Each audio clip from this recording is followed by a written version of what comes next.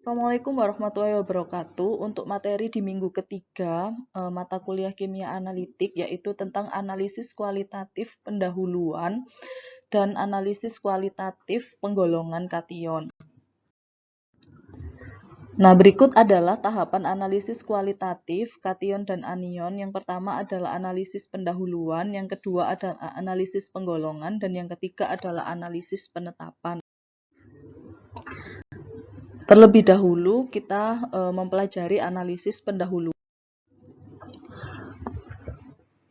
Untuk analisis pendahuluan, pemeriksaan yang pertama atau analisa yang pertama dapat dilakukan adalah pemeriksaan organoleptis.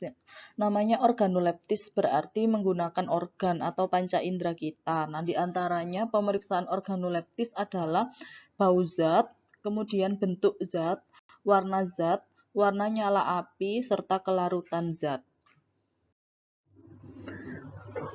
Di sini ada beberapa zat yang memiliki bau yang khas. Di antaranya adalah yang berbau amoniak adalah garam basa yang mengandung kation NH4+. Jadi kalau misalkan Anda mendapatkan sampel kemudian dibuka baunya itu bau amoniak, ya maka dugaan kationnya adalah NH4+.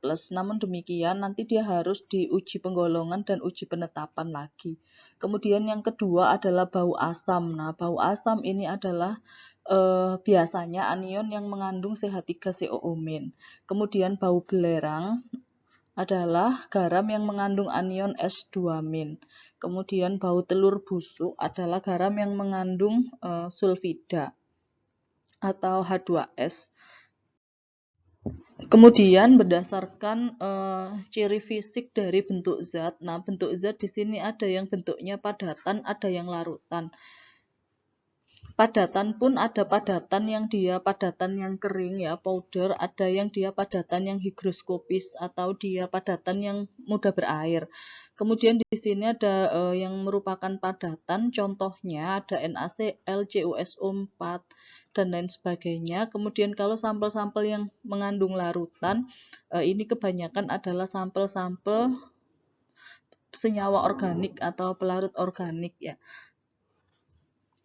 Nah, kalau sampel-sampel yang mengandung larutan ini tidak diberikan untuk praktikum di kimia analitik. Yang diberikan adalah sampel-sampel yang bentuk zatnya padatan. Kemudian warna zat. Beberapa zat itu memiliki warna yang spesifik. Contohnya, kalau zatnya itu berwarna biru, padatan berwarna biru, diduga kation yang terkandung di dalam zat tersebut adalah Cu2+ dan CO2+.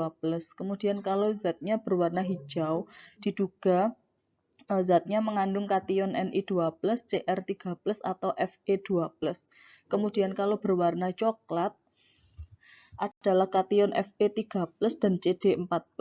Kemudian kalau berwarna putih ada Ba2+, Ca2+, Ag+, Pb2+, dan lain sebagainya.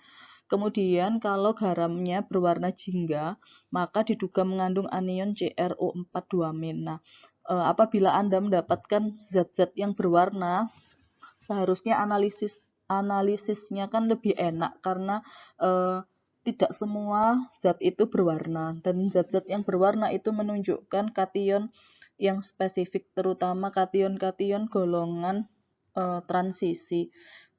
Kemudian ini yang putih, kalau kita lihat di sini zat yang berwarna putih itu kan lebih banyak ya, berarti kalau zat-zat yang berwarna putih ini analisanya agak lebih susah daripada yang berwarna. Jadi eman-eman kalau misalkan sudah dapat sampelnya berwarna tapi hasil analisanya kesimpulan kation atau anionnya itu salah. Ini adalah beberapa contoh gambar dari kation dan contoh garam-garam yang berwarna ya. Diingat-ingat warnanya, kalau dia nikel, di sini warnanya hijau. Kemudian kalau dia Cu dia warnanya biru. Ya, kemudian kalau Fe dia warnanya ini coklat. Seperti itu. Kemudian uji yang ketiga adalah uji warna nyala api. Nah, warna nyala api ini ada dua, yaitu menggunakan kawat nikel krom untuk mengetahui, untuk analisa warna nyala api kation, dan uji Beilstein atau menggunakan kawat Cu untuk menentukan warna nyala api anion. Kemudian ini untuk warna nyala api menggunakan kawat NiCr ya. Kawat NiCr-nya harus dibersihkan terlebih dahulu dengan mencelupkan ke dalam larutan HCl pekat secara berulang-ulang sampai tidak memberikan nyala yang konstan. Kemudian kawat dimasukkan ke dalam nyala api yang paling panas, yang berwarna biru ini interconal gases. Jadi yang nyala api yang tengah-tengah. Kemudian setelah dibersihkan dengan HCl, kawat nikel krom dimasukkan ke dalam zat yang telah ditambahkan HCl encer. Setelah itu ambil zat padatan ya, kemudian dibakar pada nyala api. Kemudian amati warna nyala yang terbentuk. Kemudian ini ada beberapa warna nyala api yang spesifik, yaitu natrium warnanya kuning, kemudian violet atau ungu itu adalah kalium, kemudian merah litium, ya, kemudian ada merahnya macam-macam, nanti bisa dilihat pada gambar yang sebelah kanan ini. Kemudian ada warna khas hijau, itu ada Cu dan borat. Ya, Cu ini biasanya biru kehijauan, kemudian biru ini ASPB. Nah, hijau ini bisa Fe2+ sama Ni2+. Kemudian, nah ini kalau uji nyala menggunakan kawat Cu atau reaksi Beilstein. Jadi kalau uji Beilstein ini menggunakan KCu untuk menentukan kandungan anion Cl-, memastikan apa dia mengandung Cl- atau tidak. Jadi kalau misalkan kawat Cu-nya ini dibakar, ya, kawat Cu dibersihkan terlebih dahulu. Biasanya kawat Cu ini kan dari kabel, kemudian dalamnya kabel, kemudian di kertas gosok, kemudian dicelupkan ke larutan sampel, kemudian langsung dibakar, menghasilkan warna hijau, berarti menunjukkan positif adanya Cl. Nah, untuk perlakuan reaksi Beilstein ini harus dilakukan tanpa mencelupkan ke dalam HCl. Karena apa? Karena yang kita ujikan Cl. Kalau terlebih dahulu kita nyelupkan ke Cl, otomatis kan hasilnya positif, jadinya kan false positif. Sehingga untuk yang kawat Cu ini tidak boleh dicelupkan dulu ke HCl, tapi langsung dicelupkan ke larutan sampel, kemudian dibakar. Nah, uji positif dengan terbentuknya warna nyala berwarna hijau menunjukkan adanya anion-anion golongan halogen. Biasanya yang ada di lab itu anion halogen yang diberikan pada sampel yang di lab itu adalah Cl. Jadi kalau pakai kawat Cu ini warnanya hijau, di situ dapat diduga anionnya adalah Cl.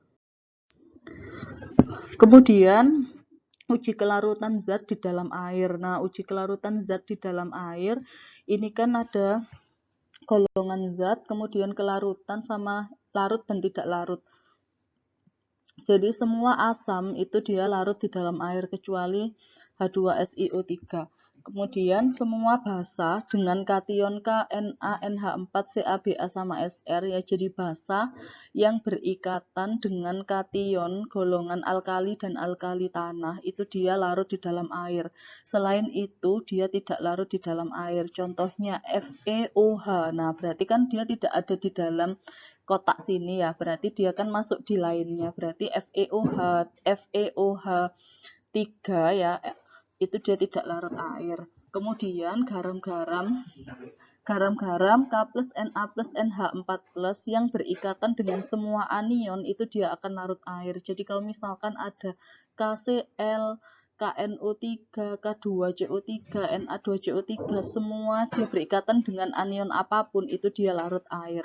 Kemudian ada anion, ya, anion nitrat, nitrit, kemudian asetat, klorat, bromat, iodat, dia berikatan dengan kation apapun itu dia akan larut air.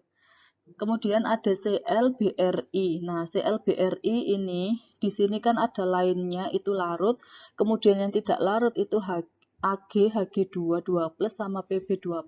Jadi yang bacanya apabila Ag ini berikatan sama Cl maka dia tidak larut.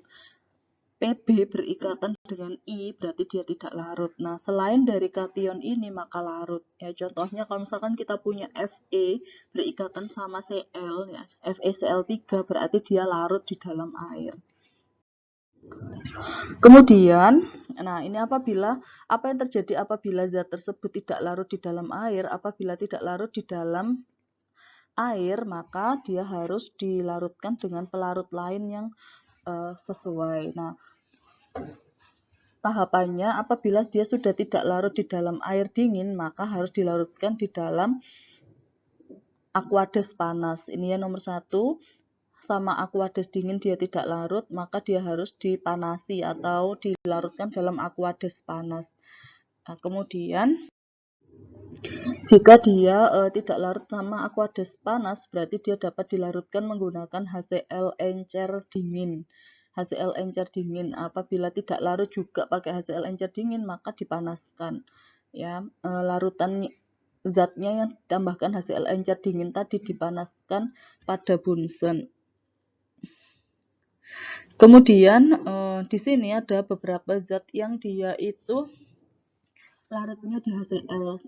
Ada garam-garam karbonat ya, ada garam-garam karbonat yang mengandung anion CO3-2-. Nah, CO3-2- ini kalau kita tambahkan asam, kita larutkan dalam asam itu dia akan larut, tapi mula-mula pas penambahan asam awal itu dia akan terbentuk gas yang banyak. Nah, selanjutnya kalau misalkan sama HCl tidak larut, maka dapat dilarutkan dengan HCl encer dingin. HNO3 encer ya, HNO3 encer dingin. Kemudian kalau tidak larut juga dipanaskan. Kalau tidak larut juga berarti pakai HNO3 pekat. Kalau sampai HNO3 pekat tidak larut, maka dapat dilarutkan dalam aqua regia atau air raja. Nah, komposisi air raja ini adalah HNO3 pekat banding HCl pekat 1:3. Kemudian di sini yang zat-zat yang larutnya itu dalam aqua regia ini biasanya zat-zat yang reduktor kuat ya, reduktor kuat seperti dia seperti AU dan lain sebagainya. Kemudian ini ada zat yang tidak larut sampai aqua regia dia tidak larut, apa yang dilakukan kalau sampai aqua regia tidak larut. Nah, caranya adalah dapat dilakukan dengan membuat ekstrak soda. Nah, dapat membuat ekstrak soda yaitu dengan menambahkan larutan sampel kita yang tidak larut tadi ditambahi natrium karbonat, kemudian disaring. Nah, endapan ini dicuci dan dilarutkan di dalam asam, kemudian filtratnya itu dia disisihkan untuk analisis anion, sedangkan endapan yang tadi telah dipisahkan itu digunakan untuk analisis kation. Nah, ini contohnya ya, kalau misalkan kita punya senyawa BaSO4 itu kan dia tidak larut sampai aqua regia, kemudian ditambahkan sama natrium karbonat. Nah, harapannya BaSO4 ini kan dia padatan atau berupa endapan yang tidak larut. Kemudian Na2CO3 ini kan dia terurai jadi Na+ sama CO3-2-. Na ini akan berikatan sama SO4 menjadi Na2SO4 yang berupa larutan atau filtrat.